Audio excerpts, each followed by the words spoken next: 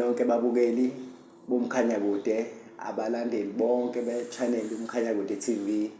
Guys, today siyaqala ngo-step 1, siye Home Affairs nobhuti wami ongiphethe le interview uMavusana.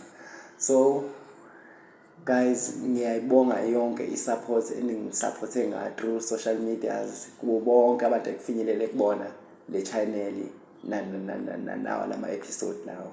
Ngiyakubonga konke eningisupporte ngakho. So namhlanje siyaphuma sibheke Ndwedwe Home Affairs, ngiyolungisa indaba ye-special ID so that kuzokwazi ukuthi umuntu akwazi ukungena ngaphakathi e-rehab ngoba phela e-rehab ba require i-pass phambili. So guys, ngiyacela niqhubeke futhi ningimotivate, ning-encourage so that umuntu ezobuyelwa lolo qovu lolobuyela kwi-normal life, because njengoba kade ngishilo nasekuqaleni kulama episode adlule la ukuthi umusu kuphila la emgwaqeni abanye abantu bazi beje mhlawumbe uyakuthanda, mhlawumbe bakhona futhi nabanye abathandayo, but mina bengakiyo impilo yami le. So njengoba ngithatha nje step esiyaphambili ngokulungisa impilo yami, ngiyabonga abafethu ngokuthi ningisupport.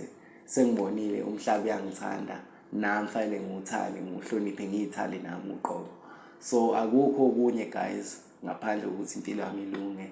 Ngiyabonga nje ukuthi ningisupportele nje ekuthenini kulunge mina. Omunye umuntu abuye athi mina ngihlanganaphi, but through ukuthi nje omunye umuntu oyideserve second chance, nakho manje ubhuti Mavusana uyi-bridge ukuthi ngithole second chance, and angeke ngikwazi ukuyidedela. And today it was very hard for him ukuthi angithole emgwaqeni, sekubuye i-Verulam Forum ungicinge almost 2 hours wonke mengizwa isikhathi sakhe nje sesilekile Nkosi yami, but ke ngoba ke naye uyimisele ngokuthi nami ngilunge. Njengoba phela ekugcineni it's all about me, it's not about him, yabo. Yena nje uzama ukuthi abe yi-bridge lokuthi ngilunge so that ngikwazi ngibuyele esimeni. Ngalokho ngiyabonga nakuye nje uqobo, ngizobonga nanina bafowethu. Ngiyacela niqhubeke futhi ninikeze support. Ilokho nje ngikudingayo kuphela guys, and ke ngiyabonga.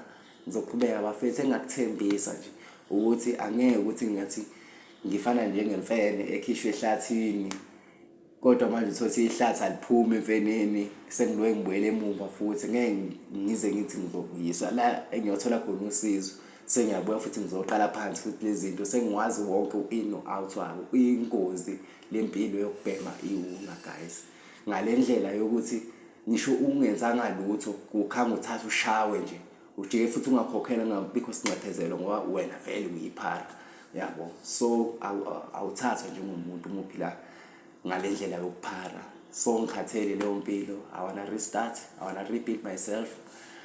So guys, yeah, keep on supporting me. Thank you for all what you've did. Ngiyacela guys nibe nami ngaso sonke isikhathi. Siyasuka ke njengamanje sesibhekwe Ndwedwe ke Home Affairs ulungisa special ID, and kusasa lokho kusayo 24 ngiyahamba nge-rehab.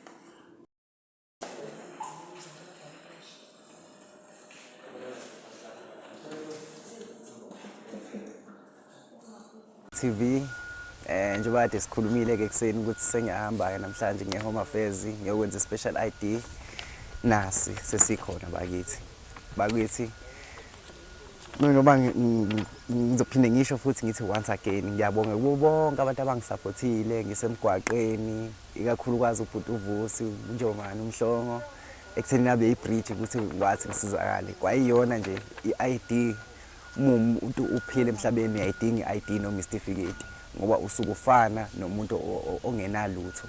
Kodwa ke ngiyacela ke ukuthi nginikhombise ngithi nasi special ID sesikhona, and kusasa lokho kusayo ngiyahamba ngiyongena e-rehab, of which into ebengade ngiyithandazelela ngisemgwaqeni. Ngiyacela bakithi, ngiyabona nje ningisupporte kakhulu naye futhi ngifisa ukuthi nimbone ukuthi akadlali ngalento. Uthatha isikhathi sakhe sonke waspenda, bekufanele ngabe uyongena ngisho emsebenzini kodwa wathatha isikhathi sakhe weza wazonaka kwenzela nje ukuthi impilo yami ibuyele esimeni.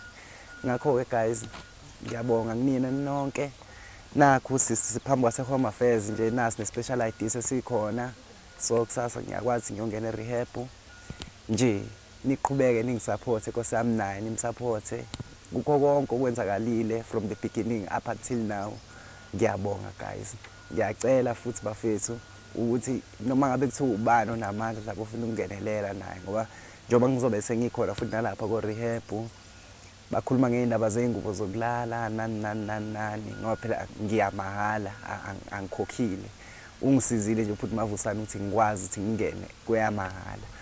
Uma ukuthi mhlawumbe khona engifisa ukuxhasa ngakho ngizokhuluma lapho kuma-comments uyofinyelela imilayezo kuyena, kodwa-ke yena akabhekile imali-ke cha, akafuni ukwenza imali ngokuthi enze ngamaphara imali cha. Yena usiza umuntu ofuna ukusizakala, usiza ozisizayo. So guys, kule episode-ke lena ngithi angikuveze nje ukuthi hayi sesisitholile-ke i-special ID sesikhona, so everything is possible now. Kusasa nje siyahamba, yangiphelezela uyongishiya khona e-rehab, and ngiyathemba ngiyafisa futhi kuyisifiso sami esikhulu Nkosi yami ukuthi noma sengisizakele ngingabuyeli obishini lolu ade ngikulona bengekho impilo emgwaqeni. Guys, nani ningakabhemi uma ifinyelela lo mlayezo lo engiwuthumelayo njengamanje, ningayiqali iwunga bafethu. Angizukuphatha igama lamuntu, angidisturb business lamuntu, kodwa ungayiqali into ongeke ukwazi uyimele egcineni, ngoba uma usufuna ukuphuma usudinga isupport. Uyafana nomuntu odivayo, odivele edamini eliminzayo, usudinga i-rescue manje ukuthi uzotakulwa.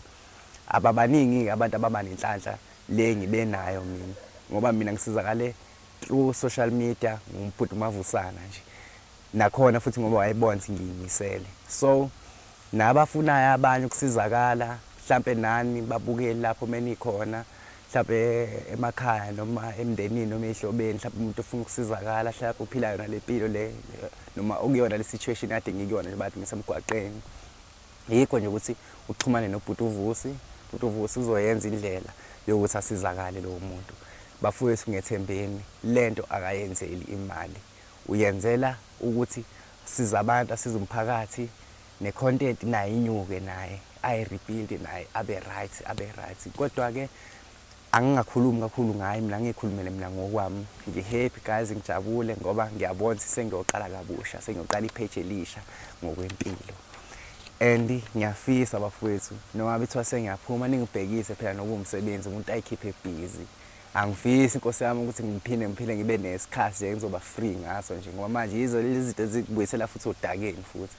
So wonke umuntu obukayo guys-ke, it happened, yabo, yonke into ihambe kahle njengoba sizile la eHome Affairs, and indoda eyibekezelayo enesineke, yabo, ekwazi ukuthi i-understand ukuthi wena uphila kanje, ngeke nje kumane isuke konke kushintshe nje cha, uzozama ukuthi halfway entweni oyidingayo. So-ke guys, nakho mina ngiyalithola usizo, nomunye umuntu angalithola usizo through uSakhile Mavusane namhlongo, yabo. Ngiyayithemba le ndoda le futhi guys, once again akayenzeli lento imali yakhe le, angikhiphanga ngisho isenti le, sigibele ngemali yakhe, ngidle imali everything uspendile. Nothi ukuthi ke mhlambe ufuna lokho ukuthi mhlambe khona afuna ukubhenefitha cha, ufuna ukubona intsha yase South Africa indle emnyama iphuma edakamizweni, iphila impilo right. Abantu bayimela ngaphandle bafowethu, khona sibamnyama sinjala, akusiwe kuphela ibale elimhlophe kuthiwa liyakwazi ukuyimela, nomuntu omnyama uyakwazi ukuyimela. Nawe out there wena ufuna ukusizakala, mhlawumbe mekufinyelela lokho ngabe udade wenu uyaxoxa uyakutshela ukuthi nginomfana osizakele kuthi umuntu usuka kaZungu uBhengu, ngoba phela abanye bangazi ngoZungu, abanye bangazi ngoBhengu. Motivateni, encourage naye ekutheni aphume kulento. Bafethu ayikho impilo kwawunga, ngiyanicela guys, lento iqeda nje nyange kusasa lakho. Nhlanhla leyo-ke mina bengangabi nenkinga yengozi nani angikho 100%, but nawo nami lawo maphuthanyana nhlanhla leyo kodwa sekushesheke kwalunga-ke. Engithembisa khona nje nengithembisizwe, angeke ngize ngibuyele bafowethu kule mpilo, ngoba ngiyibonile. It's a hell whole life, it's a miserable life. So trust me guys, bafethu, wena ongakayiqali noma wena osanda kuyiqala, yeka while isikhathi sisekhona. Nakho-ke nami senginezithuba ithuba lesibili, sengidikile ngisho ekhaya. Umanje ngiyacabanga ukuthi naye mhlampe mese ngibona sengizaleke kabusha ngoba phela ngithatha ukuthi ngiyozalwa kabusha lapha e-rehab. Mhlasimpe naye uzozama ukukhumbula phela ukuthi hayibo phela hayi amathumba ami lawo. So naye ngiyafisa ukuthi azi ukuthi sengalithola usizo, ngilibheke ngalithola, nobhuti nawe wangibheka wangithola. As I've said before, kube bukhuni ukuthi angithole namhlanje, kodwa ngoba ubeyimisele ngokuthi angithole, umcinge wangithola. Ivere lemlilo nkana njengoba lilikhulu kangaka, kodwa umcinge wangithola. Nami-ke bengobaleka ukube bengiyisiphukuphuku mhlawumbe usizo bengalifuni, yabo. Kodwa bese ngibathembisile abantu, angenzeli umhlaba, ngenzela mina. Ngizele futhi nginanendodana uBandile, ngenzela naye umfana wami. Ngiyabonga kini nonke guys, angeke ngijeke kwi-South Africa yonke because I know ukuthi umkhanya kodwa ufinyelela kuyo yonke indawo. Unanana ne-channel South Africa. Thank you guys, friends, family, everybody who supported me during the beginning up until today. Yabo.